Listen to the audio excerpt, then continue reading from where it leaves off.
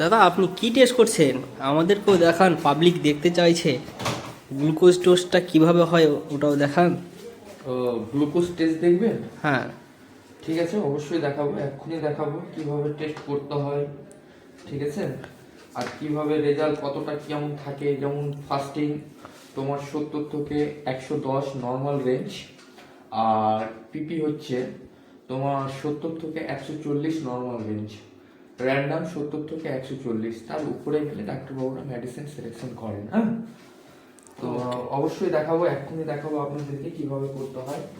আমাদের এখন সুগারটা করে দেখাচ্ছি আপনাদেরকে। ঠিক আছে, এটা হচ্ছে ফ্লুরাইড ভাইল সুগারের জন্য। ঠিক আছে, ওকে। এই রাখলাম। ঠিক আছে, এটা একটাই করে দেখাই। এটা টেস্ট টিউব।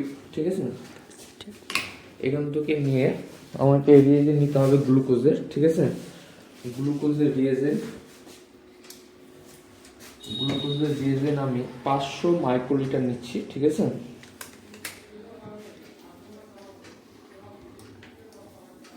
500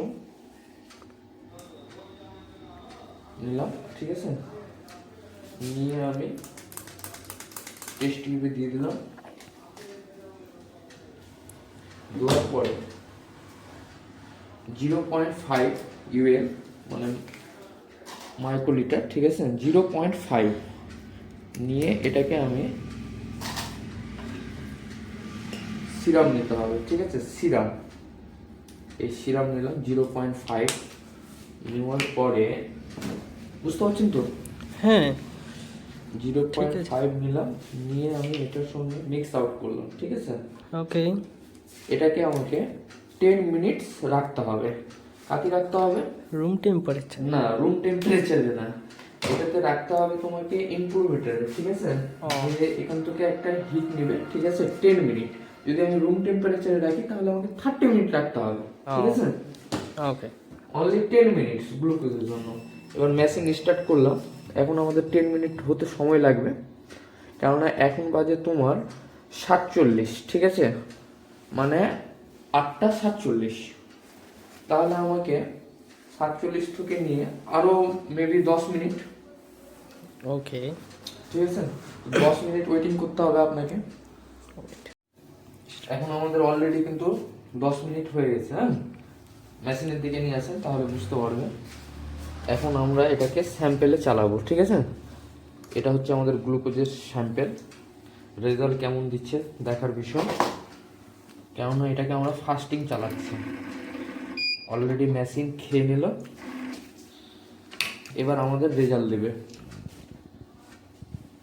দেখি আমাদের রেজাল্ট কেমন দিচ্ছে।